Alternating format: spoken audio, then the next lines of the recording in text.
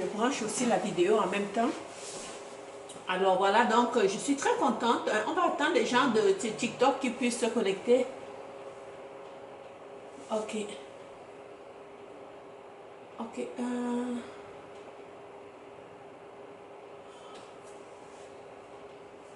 Connectez-vous les chers amis, connectez-vous, c'est Gisèle qui veut vous voir, Gisèle veut vous parler, Gisèle est prête à avoir une bonne heure avec vous, une bonne heure où nous allons vraiment discuter vraiment de façon intellectuelle, analyser certaines situations et nous exprimer. C'est pas seulement de partager un fait divers pour partager un fait divers, c'est de faire une analyse et de se demander pourquoi les êtres humains sont aussi cupides. Pourquoi les êtres humains peuvent commettre des gestes aussi ignobles? Pourquoi certaines personnes profitent de la pauvreté, de l'ignorance, de la naïveté de leurs compatriotes pour abuser de ces personnes-là? C'est de ça que nous allons parler aujourd'hui. Parce que vraiment, ce que je viens d'apprendre, ça se passe au Cameroun. Quand je vous dis que le Camerounais, on a beau dire que les colons ont fait ceci, ont fait cela, mais quand il y a un peuple qui est foncièrement, quand je dis bien foncièrement, que la méchanceté, c'est-à-dire que la création de la méchanceté, quand je dis que l'ADN, le squelette de la méchanceté, le squelette de la méchanceté sur terre, sur la terre noire, ça se trouve où? Au Cameroun. Ça, c'est ce que je peux dire. Hein. De tout ce que je vois, moi, je n'ai pas vu ça dans d'autres pays, mais il y a des pays où c'est comme si les gens ne sont même plus sensibles. Les gens, il n'y a pas de sensibilité dans ce peuple, il n'y a pas de sensibilité. C'est ignoble. Il n'y a pas de sensibilité. Hein? On va parler de ça aujourd'hui. Nous allons parler de ça, même si souvent j'ai souvent dit je ne vais pas parler. Parce que quand tu parles de ces gens-là, c'est toujours, parce que ça finit toujours mal, ok? Nous allons parler de ça ici aujourd'hui. Pour ceux qui veulent vraiment participer au débat, n'oubliez pas d'envoyer vos commentaires, de participer, de commenter, de donner votre point de vue ou bien de partager votre expérience personnelle par rapport à ce sujet-là. Alors pour ceux qui se connectent, mon nom c'est Gisèle et je commence directement mon direct tout de suite. Alors, nous parlons de quoi aujourd'hui? Nous parlons aujourd'hui de la cupidité de certaines populations, de la cupidité de certains peuples. Ça, je vais parler d'ici de l'histoire qui se passe présentement au Cameroun.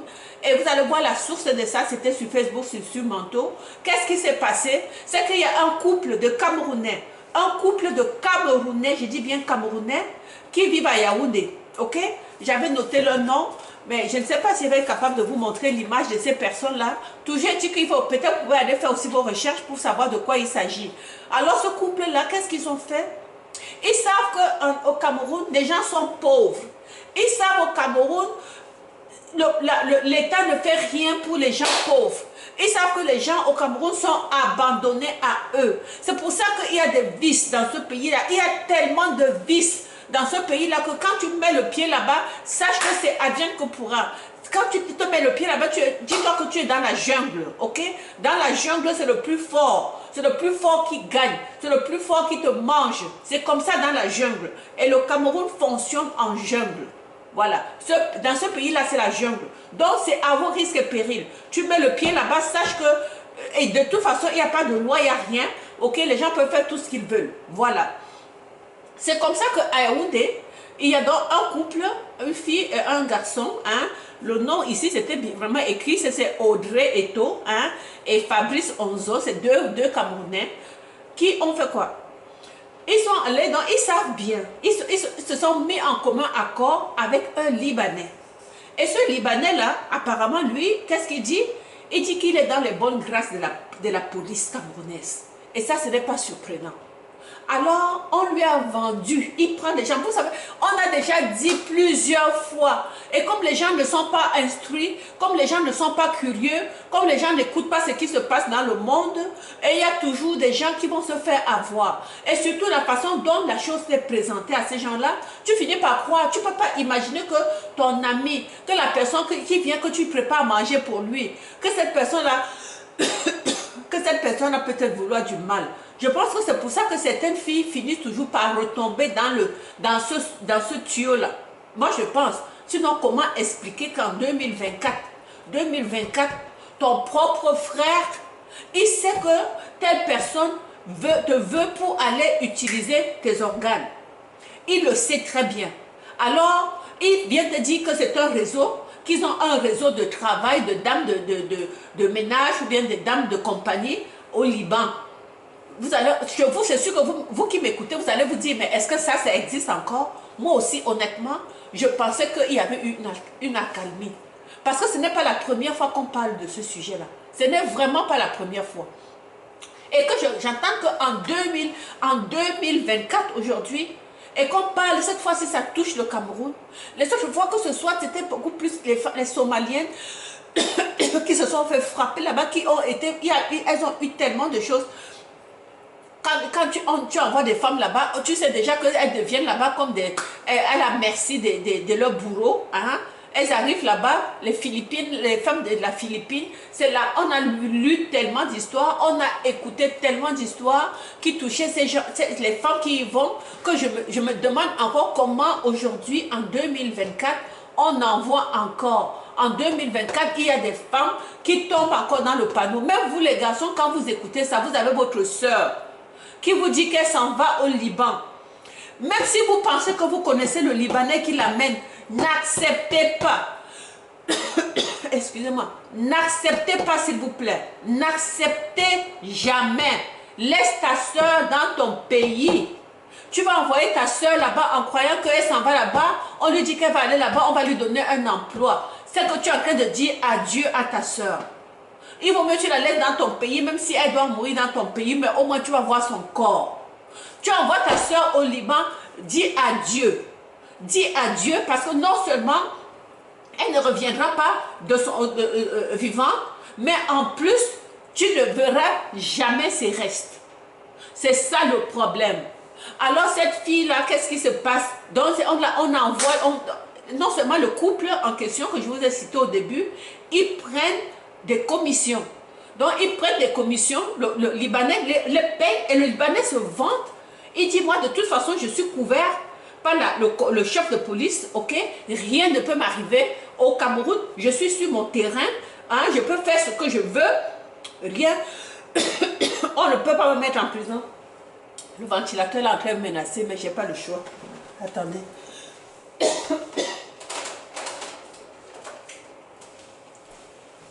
Et c'est comme ça que ces femmes-là se sont retrouvées. Hein. La jeune fille, elle est allée, on a seulement retrouvé quoi? Non seulement le gars les a amenés là-bas, l'a amené au Liban, mais il a utilisé tout ce que vous pouvez savoir. Je ne peux pas utiliser les mots. Et puis il a enlevé tout ce qu'il y a dans son corps. Ok?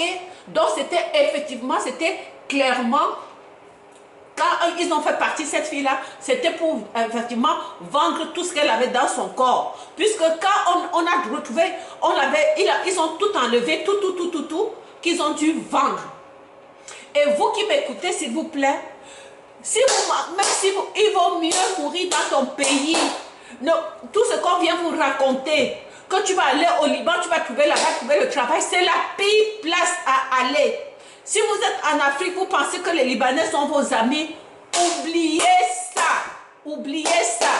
Ne tentez pas de dire que le Libanais que vous avez en Afrique, c'est le même Libanais qui est au Liban. Le Libanais de l'Afrique, c'est le Libanais de l'Afrique. Ce n'est pas le Libanais qui est au Liban. Ok? Et même on a vu des Libanais qui étaient en Afrique, qui sont arrivés au Liban, ils ont changé.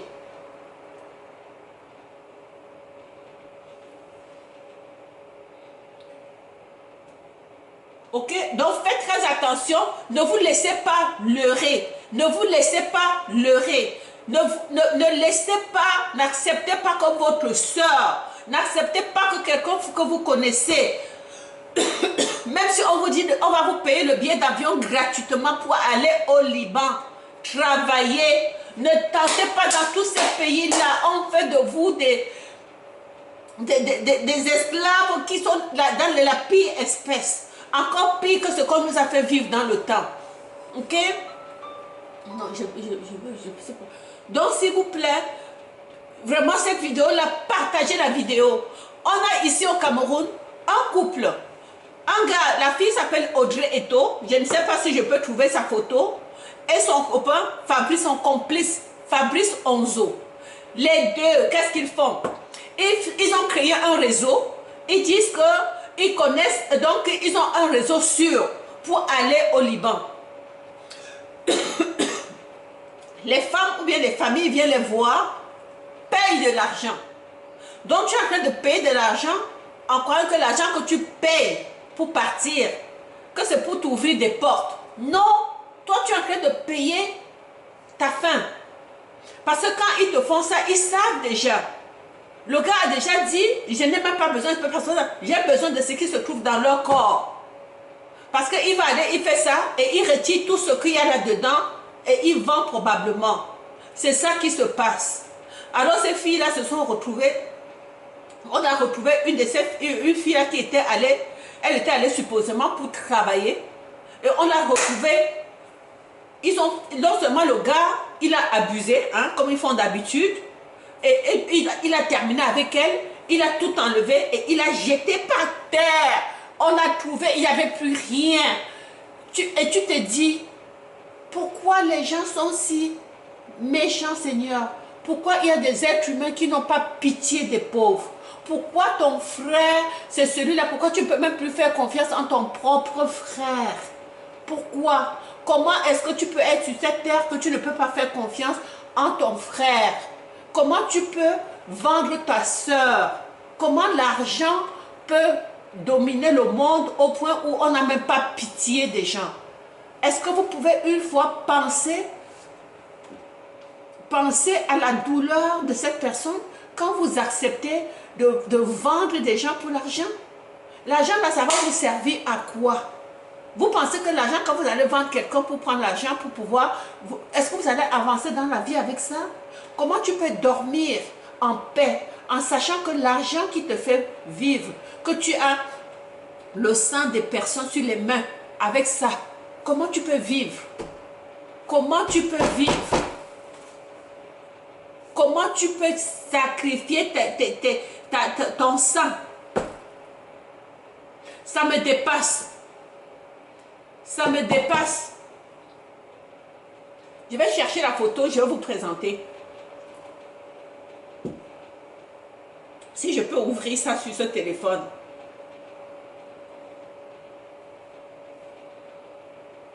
Je ne sais pas si ça peut montrer. Ce n'est pas très clair, hein? Attendez, je vais arrêter la lumière ici. Voilà la photo de la fille en question. Ça, vous voyez une fille, elle est toute belle. On passe toujours par des jolies femmes, hein? On dit toujours que ce n'est pas ce qui brille qui est intéressant, hein? Il faut toujours vous méfier de ce qui brille. Hein? Vous voyez la fille. Vous allez aller taper à la source sur Facebook. Vous allez avoir toute l'info, tout le détail de ces affaires-là. Mais ici, nous allons plutôt débattre. Ok? Mais vous allez pouvoir lire, hein, ce qui s'est passé réellement, hein, dans Facebook. Alors, c'est cette fille qui paraît là, vous voyez que c'est une fille qui est jolie. Alors, quand elle vient vous aborder, vous ne pouvez même pas vous imaginer que cette jolie fille qui paraît responsable, vous savez que c'est maintenant la stratégie des truands, c'est maintenant la stratégie des gens maintenant, quand ils veulent aller arnaquer les gens, qu'est-ce qu'ils font? Ils se font accompagner d'une belle femme. Parce que malheureusement, quand on sait que tu avais une femme, les gens se sentent un peu plus en sécurité. Ok, donc partagez. Donc, s'il vous plaît, sur TikTok, il faut tapoter, il faut envoyer des cœurs, sinon ils vont bloquer. Donc, généralement, les gens se sentent en confiance quand ils sont en face d'un couple. Ok, si par exemple, tu es chez toi, un homme vient frapper à la porte, tu ne vas pas ouvrir. Mais si tu vois cet homme-là qui vient frapper à sa porte avec une femme, tu vas penser que parce que c'est un couple, tu vas ouvrir ta porte. Alors que maintenant, de plus en plus, c'est devenu une stratégie. Alors faites très attention. Ne faites pas confiance. Des choses qu'on faisait dans le passé, en croyant que c'était plus safe, oubliez ça. Aujourd'hui, les truands, ils ont compris comment ça fonctionne. Alors, ils mettent une fille en avant. Aujourd'hui, vous ne faites même plus confiance même aux femmes. Aujourd'hui, même les hommes sont en train même d'utiliser même les femmes pour aller utiliser les enfants. Les enfants pour faire ce qu'ils veulent avec les enfants à l'aide de certaines femmes. même de certaines mamans qui se mettent aujourd'hui parce qu'elles sont sous l'emprise d'un homme, elles sont tellement sous l'emprise de l'homme qu'elles aussi, elles se laissent manipuler au point où elles ne savent même plus protéger leurs propres enfants des hommes avec qui elles sont. Vous vous rendez compte? Qui pouvait imaginer ça il y a 20 ans? Il y a 20 ans, on se disait seulement, les femmes, notre devise, c'était quoi? Tu vas passer par-dessus moi pour pouvoir avoir mon enfant. Mais aujourd'hui même, il y a des femmes qui sont elles-mêmes déjà pervers que elles aussi, elles se mettent avec les hommes pour faire les mauvaises choses. Et tu te demandes comment une femme qui a accouché, comment une femme qui est une maman, comment une femme qui sait comment on souffre pour mettre un enfant sur cette terre, comment elle peut faire de mauvaises choses. Tu ne te sens même plus en sécurité quand tu vois une femme parce qu'elle aussi, elle fait comme les hommes. Est-ce que vous avez remarqué ça? Tu te demandes, qu'est-ce qui se passe? Où est la femme? Où est l'instinct maternel? Et ça, c'est même une autre question. Est-ce que toutes les femmes ont l'instinct maternel? Est-ce que toutes les femmes, on devrait faire confiance en toutes les femmes? Est-ce que c'est parce qu'une femme a un enfant que nous devons systématiquement lui faire confiance? C'est ça aussi un débat. Hein? C'est ça un débat. On a déjà dit, on parle depuis au moins des années. Honnêtement, je ne savais même plus qu'aujourd'hui, en 2024, que les Africaines, les Camerounais sont encore en train d'aller au Liban. Comment on peut réussir encore à embobiner certaines personnes à aller au Liban? Le Liban, c'est la dernière place qu'une personne devrait aller. Le Liban, c'est la dernière place. Les autres places, tu vas m'aller là-bas, avant tu vas me souffrir. Au Liban, on t'attend avec un but. Ils n'ont aucun respect. Je dis bien aucun respect envers les Noirs. Ils n'ont aucun respect. Quand je dis aucun respect, c'est aucun respect. Et ils arrivent là-bas, et je pense même qu'il y a que la loi là-bas leur permet de faire tout ce qu'ils veulent. Pour vous, quand vous arrivez là-bas, c'est que vous avez signé votre fin. Ne faites plus jamais aucun voyage. Partagez cette vidéo, s'il vous plaît, à toutes vos sœurs qui sont en Afrique et qui pensent qu'elles voudraient aller à l'étranger et qu'on leur propose d'aller au Liban. N'allez pas au Liban, il n'y a pas d'exception. Je vous dis bien, au Liban, il n'y a pas d'exception. Tous les Noirs qui sont allés par là, ils ont traversé et ceux qui ont été chanceux ont pu s'enfuir. Je dis bien chanceux, mais ce n'est pas tous, ok? Ce n'est pas tous qui ont été chanceux. Et on peut même compter les gens qui ont pu être chanceux et il faut écouter leur témoignage. Alors faites très attention. Très attention. Ne vous laissez pas berner. Il n'y a pas on va vous présenter la photo de quelqu'un, on va vous présenter la maison de quelqu'un, on va te dire que tu vas aller là-bas travailler, on va te payer tel montant. N'écoutez pas. C'est un mensonge. Il n'y a pas d'exception, mes chers frères et sœurs, en Afrique. N'écoutez pas ce qu'on va vous présenter du Liban. Ce n'est pas parce que vous avez votre patron, un Libanais en Afrique, et puis il vous traite bien en Afrique, et puis vous pensez que quand vous allez arriver au Liban, il va vous traiter bien. Ne pensez pas ça. Même votre patron libanais, là, il va vous dire que c'est votre frère, son frère au Liban va s'occuper de vous. Vous n'allez plus revenir. Vous n'allez plus revenir. Parce que celui qui fait là-bas, ce n'est pas lui. Le Libanais qui vit en Afrique n'est pas le même Libanais qui vit au Liban. N'allez pas là, s'il vous plaît. Parce que je suis touchée par l'histoire de cette fille qui a fait confiance à ses frères camerounais. Ok? Un couple de Camerounais, deux jeunes garçons, deux jeunes garçons, un couple, une fille et un garçon qui paraissent bien, ils paraissent bien de toute façon quand ils t'abordent, ils ont l'air de quelqu'un, des gens qui sont bien. Donc quand tu les vois de prime abord, tu les fais confiance. Tu ne peux pas penser qu'ils sont en train de te mener, que là où ils t'envoient, qu'ils savent quelque chose. Mais ça a été prouvé que lorsqu'ils ont fait le dossier de cette fille, et elle ne savait pas, elle a même payé. Alors le Libanais leur verse une commission. Le Libanais lui au moins il dit la vérité à ces gars-là. Il dit moi j'ai besoin d'organes. Il dit clairement j'ai besoin d'organes. Alors trouvez-moi le gibier. Trouvez-moi le gibier. Et c'est comme ça que leur gibier, ils vont aller voir des naïfs, des pauvres femmes naïves, et des jolies femmes naïves. Et dit écoute tu vas aller là-bas, on va te trouver. Ils vont te trouver. Ils ont un emploi pour toi. Ils prennent l'argent en sachant que tu t'en vas pour l'enfer.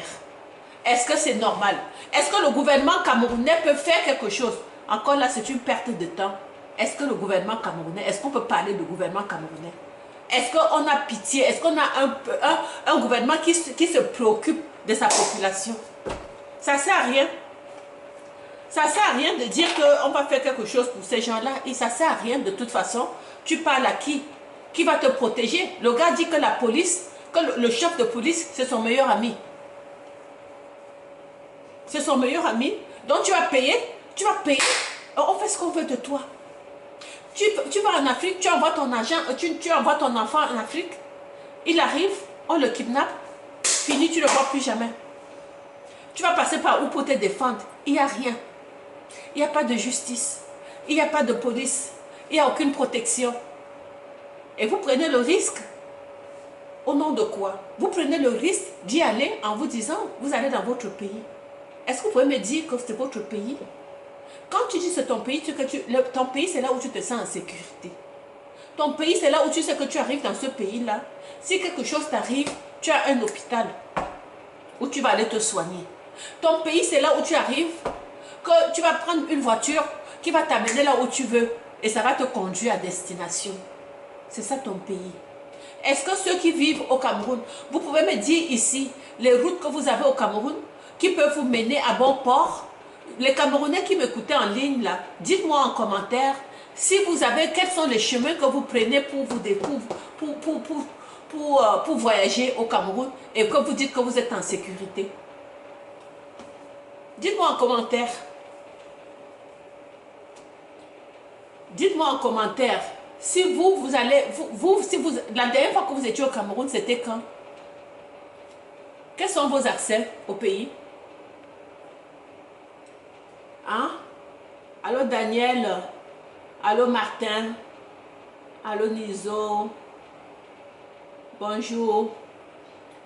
Alors ici vraiment je suis en train de crier, ça c'est un cri de cœur. La vidéo d'aujourd'hui c'est un cri de cœur parce que des Camerounais, deux Camerounais, une fille et un garçon, ils savent bien que la population est pauvre, ils savent bien que les gens sont démunis. Ils savent bien que les gens sont prêts à tout pour quitter le Cameroun. Ok? Ils savent tout ça. Alors, ils ont des réseaux. Alors, ils vont voir, ils s'entendent avec certains Libanais qui sont en Afrique. Hein? Vous savez que les Libanais, hein, dans leur propre pays, moi, je me questionne toujours comment, si les gens écoutaient les nouvelles, si toi, comment quelqu'un peut choisir d'aller vivre au Liban quand la plupart des Libanais sont eux-mêmes à l'étranger. Tu penses que si tu es bien dans ton pays, tu vas toujours aller à l'étranger? Moi, je ne comprends pas comment les gens, ce mythe qu'on a dit aux gens que les gens à la peau claire, que c'est toujours mieux chez les gens à la peau claire que dans son propre pays. Je ne comprends pas. Je ne comprends pas. Je ne comprends pas comment les gens peuvent toujours être obsédés par cette histoire de peau, de couleur de la peau, que